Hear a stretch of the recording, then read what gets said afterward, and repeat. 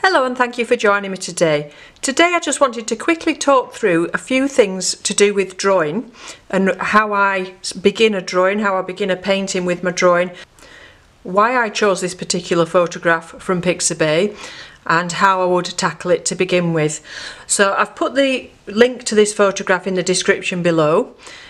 And really one thing that struck me about it, and the reason that I picked it in the first place, was this lovely curve. So if you can see, we've got a dead straight line. Actually, if I put my pencil there, it'll show from the tip of his nose to the top of his ear. We've got that lovely straight line, so very statuesque really, and then that follows on around and down this curve of his spine here. So you've got the hair going off in different directions from this curve of his spine, but that's a really lovely shape. Just brings us all the way around, and then having this one eye as the focal point. So that attracted me to the photograph, but also the fact that it's against a white background. I don't know if he was in the snow or whether he was just you know, they've just edited that out or whatever, but it just means that the fox is entirely the focus of this photograph, and it makes it much easier to draw. So when we talk about measuring, you'll have noticed with my methods and the way that I draw, I tend to draw first, do it by eye, and then if something looks wrong, I'll check my measuring. So your eye is very good. Rely on your eye sometimes, because your eye is very good if something is just a little bit off. This is particularly true in perspective. Your eye really picks up if something's off with your perspectives in buildings and things, and also if a horizon isn't straight on, you know, when you've got sea, because water always lies flat because of gravity, obviously. And your eye knows that automatically without even thinking about it, and it will pick up on that. Likewise with measurements, particularly with faces of people, because we're seeing them all the time, every day. So if something's not quite right, we really pick that up. So then you can go back and check your measurements to see where it's wrong. However, you might prefer to make sure your measurements are right first, so that you're a bit more confident with your drawing. So if we take a look at him, the best way to measure really is to use something like your pencil. So if we look at the measurements of this particular line here that I talked about, from his nose to the tip of his ear, if we look at the measurement from his nose to the tip of his eye, the bottom of his eye, and then go from the bottom of his eye to the bottom of his ear, and then from there to there, we've got three very similar measurements. So just use your pencil like a ruler, lay it down, and then put your fingers where you're measuring to, and then you've got that measurement, and you can compare that to another measurement. So you know, later on we can say, right, this measurement here and this measurement here from the middle of the ear to his back have to be the same for it to be correct. And these are things that you can check later as you go along. So really I would start with this line here, because don't forget we can rub some of these guidelines out, and this curve coming down, and look how closely it's coming back. Again, it's a similar measurement to where that spine's ending up here, that line that we're going to be putting in. Okay, so what I'll do now is I'll just fasten this picture to the wall to make it easier for me to copy the drawing from. Oops. And we'll begin with the angle of that line. So look at the angle. So I'm sorry if my arm's in front of the camera, it's because I'm looking at the angle. So the angle is about that, and we can put that line in. So that's the line that goes from the bottom of his nose to the tip of his ear. And then if we look at the curve of his spine, that's sort of coming around like that, but we can put that in afterwards once we've got the other measurements in. So if this is the bottom of his nose, we need to just put that little shape in there. We'll put the detail in later, but that's roughly the shape of the bottom of his nose there. And then that goes up. So we need to split this line into thirds now. Out there and there. We can measure it if we like. So that should be 1, 2, and then 3 to there. So we'll pop his ear, that line there. Actually it's a bit straighter than that, isn't it? So that's the line of the inside of his ear, and then we've got the line of the outside of his ear, and it's quite round on the tip, but if you look at the ear down here, it's actually quite vertical almost, this line coming down. We've obviously got the ear curling in, but that's almost a vertical line. So this was the bottom of his eye. So now carefully look at the shape of his eye. I'm hoping that this pencil's showing up. I'm using a darker pencil, a softer pencil should I say, to hopefully show up the lines. So it's very important the shapes of these lines that you put in here, because that eyelid's coming down, which is making him sort of scowl a little bit, if you like, if foxes do scowl. And if you get the eye in early on, that helps to create the character. And then you can work around that with everything else as well. So now we need to look at the measurements to the outside of the nose. So if you measure across the eye, excuse me again, so what I'm doing is I'm doing this on the photograph, measuring across the eye, and then from the eye to the edge of the face is a similar measurement. So it's about here somewhere. And that's actually quite a steep curve there, isn't it?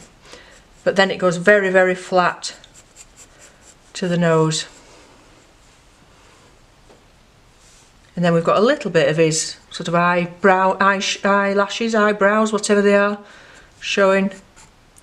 And then that goes round and up to about halfway along his ear.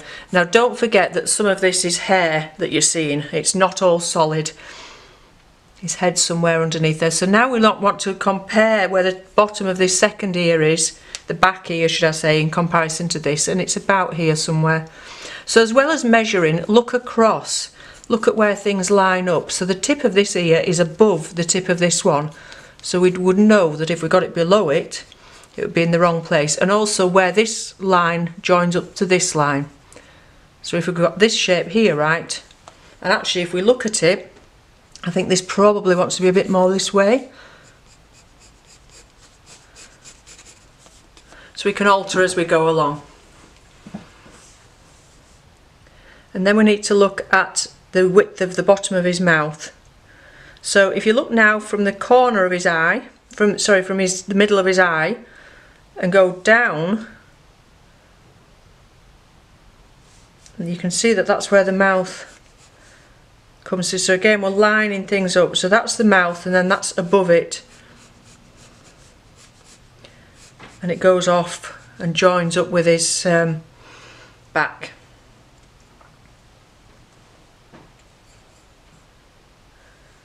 So again, look down and see where everything's lining up.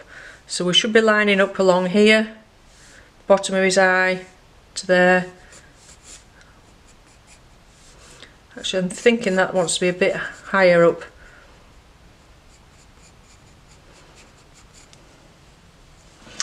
Just get an eraser. So maybe that angle that I did was just should have been a bit more that way.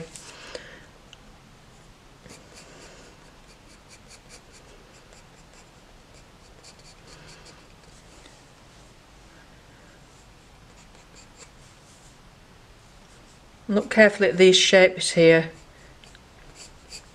but we can refine them later on when we start putting all this detail in.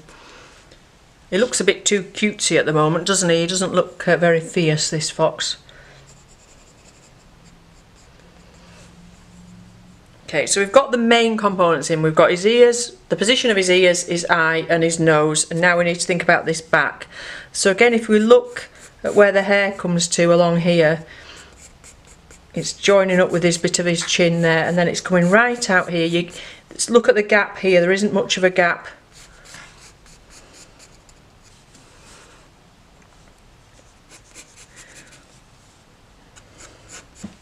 So again, if we want to know how far out we're going to here, it's a very similar width to the width of the ear, so perhaps a little bit further, about here somewhere, and that goes down in quite a sharp angle and then more or less straight, and that is where the bottom of his chin is there. So if you go across, so again we're not measuring, we're just looking at where things are lining up.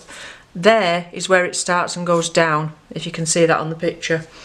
So then of course we've got this line that starts here of his back, and it actually comes much further towards this side than it does this side. Okay, so now we've got all the details in the right place, that's when we can start and build up. So we're building up two things, we're building up form and tone.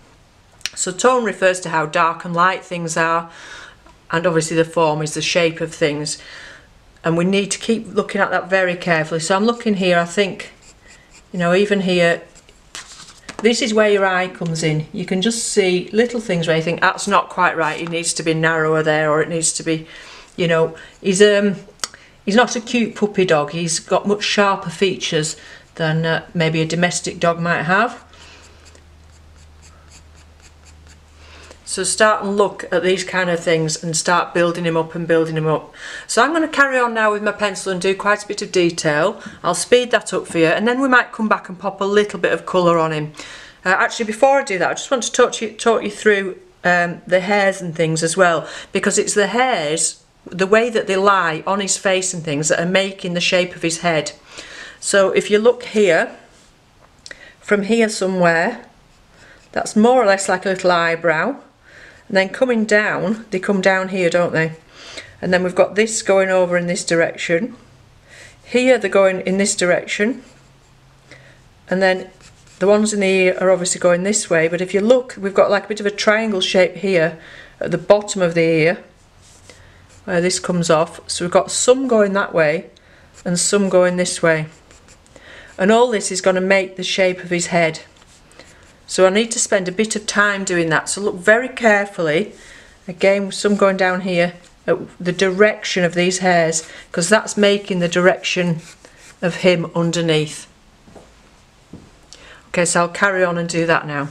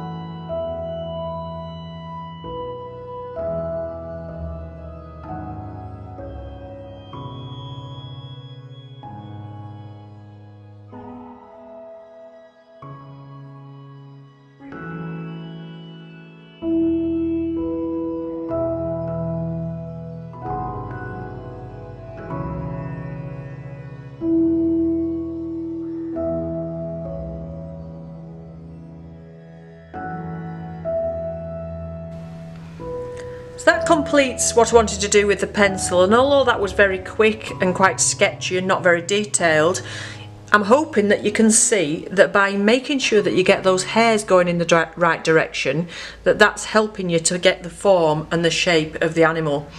So particularly around the eye and the eye socket. I have mentioned this before, but actually getting the shape of the eye socket is almost as important as getting the shape of the eye itself.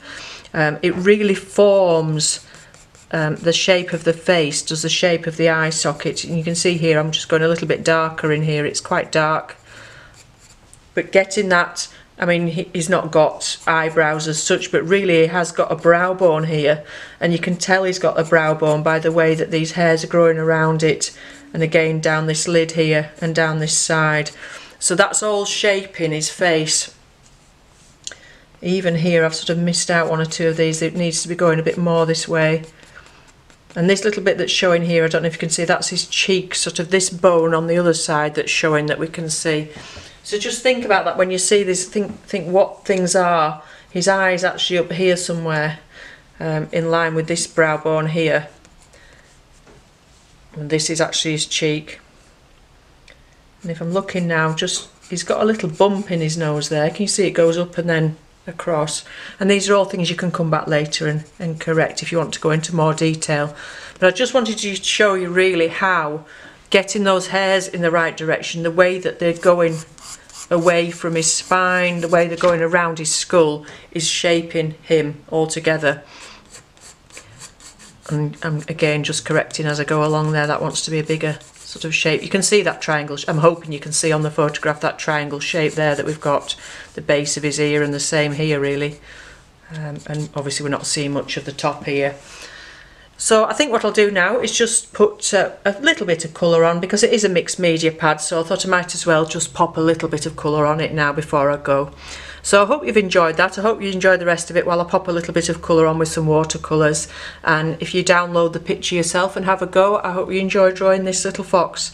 Okay, thank you for watching and enjoy the rest of the video, and I'll be back with you again soon. Bye for now.